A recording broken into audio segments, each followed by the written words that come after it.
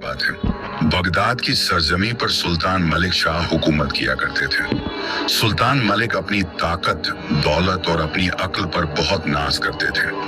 उनका मानना था कि उनकी सल्तनत में जो भी खुशहाली है वह सिर्फ उनकी वजह से है। वह अक्सर अपने दरबारियों से अपनी तारीफ सुनना पसंद करते थे।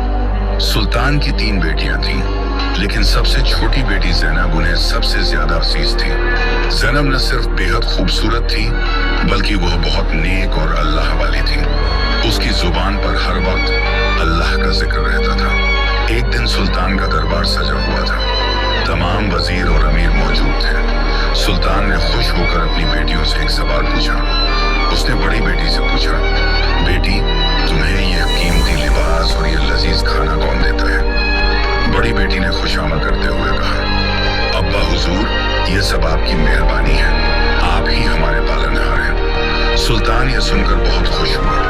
उसने यही सवाल मंझली बेटी से किया। उसने भी यही जवाब दिया कि सब कुछ सुल्तान की बदौलत है। आखिर में सुल्तान ने अपनी सबसे चहेती बेटी ज़ैनब की तरफ देखा और पूछा, ज़ैनब, तुम बताओ, तुम्हें ये शान और शौकत, ये रिस्क और ये इज्जत कौन देता है? ज़ैनब ने बहुत अदब से सिर झुकाया और धीमी लेकिन मजबूत आवाज में कहा, अब्बा जान, बेशक आप मेरे वालिद हैं और मैं आपकी इज्जत करती हूँ, लेकिन हकीकत ये है कि मुझे, आपको और इस पूरी कायनात को रिस्क देने वाला सिर्फ अल्लाह है। आप तो महज एक जरिया हैं, असल मालिक तो वही है। दरबार में सन्नाटा छा गया। सुल्तान का चेहरा गुस्से से लाल हो गया। उसके गुरूर को जैसे किसी ने कांच की तरह तोड़ दिया हो। उसने कड़कती हुई आवाज में कहा, ज़ैनब, तेरा यह पागलपन हद से बढ़ गया है। जिस बाप ने तुझे पलकों पर बिठाया, आज तू उसी के एहसान को झुठला रही है। अगर तेरा अल्लाह ही तुझे सब देता है, तो मैं देखता हूँ कि मेरे बिना तेरा गुजारा कैसे होता है। ज़ैनब अपनी बात पर कायम रही। उसने कहा, बेशक अल्लाह ही इज्जत और रिज्क देने वाला है। सुल्तान का गुस्सा 7वें आसमान पर पहुंच गया। उसने अपने सिपाहियों को हुक्म दिया, जाओ और महल के बाहर जो सबसे पहला बदनसीब, गरीब और लाचार इंसान मिले, उससे पकड़ लाओ। मैं आज ही अपनी शहजादी का निकाह उससे करूंगा। मैं भी तो देखूं कि इसका तवक्कुल इसे कैसे बचाता है। पूरे दरबार में खलबली मच गई। वजीरों ने सुल्तान को समझाने की कोशिश की, लेकिन सुल्तान अपने फैसले पर अटल था। सिपाही बाहर गए और थोड़ी ही देर में एक नौजवान को पकड़ लाए। उसका नाम बिलाल था। बिलाल के कपड़े फटे पुराने थे। वह धूल से हटा हुआ था और देखने में किसी मजदूर या लकड़हारे जैसा लगता था जो कई दिनों से भूखा हो। वह खामोश था और सहमा हुआ लग रहा था। सुल्तान ने बिलाल को देखा और एक तंजिया हंसी हंसी। उसने ज़ैनब से कहा, देख ज़ैनब, यह है तेरा नसीब। आज से यह फकीर तेरा शौहर है। तू कहती थी ना कि अल्लाह सब देता है। अब तू इसके साथ जाएगी और मैं तुझे एक फूटी कौड़ी भी नहीं दूंगा। न कोई जेवर, न कोई शाही लिबास, न कोई बांदी। निकल जा मेरे महल से। उसी वक्त काजी को बुलाया गया और आंसुओं के बीच शहजादी ज़ैनब का निकाह उस गरीब मजदूर बिलाल से पढ़वा दिया गया।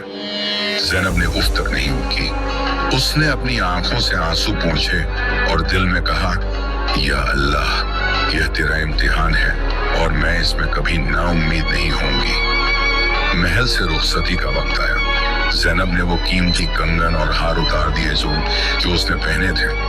वह सिर्फ एक साधारण सूती लिबास में खाली हाथ उस अजनबी शख्स बिलाल के साथ महल के आलीशान दरवाजे से बाहर निकल गई। सुल्तान खिड़की से यह तमाशा देख रहा था। उसे यकीन था कि ज़ैनब कुछ ही पलों में रोती हुई वापस आएगी और माफी मांगेगी।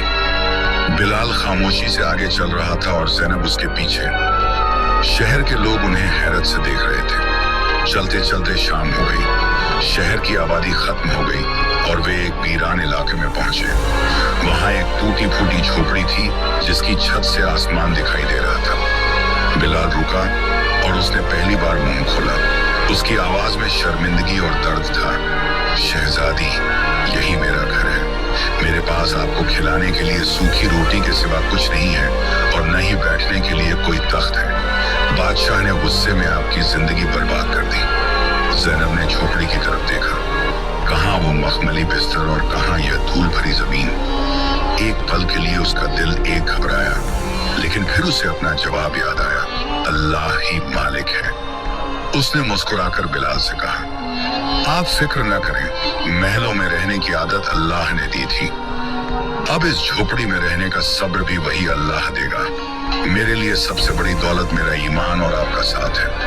रात घिर आई थी, झोपड़ी में अंधेरा था। बिलाल ने कहीं से थोड़ी सी सूखी लकड़ियां जमा की और आग जलाई। दोनों ने पानी पीकर पेट भरा, क्योंकि खाने को कुछ नहीं था। ज़ैनब ने जमीन पर अपना दुपट्टा बिछाया और अल्लाह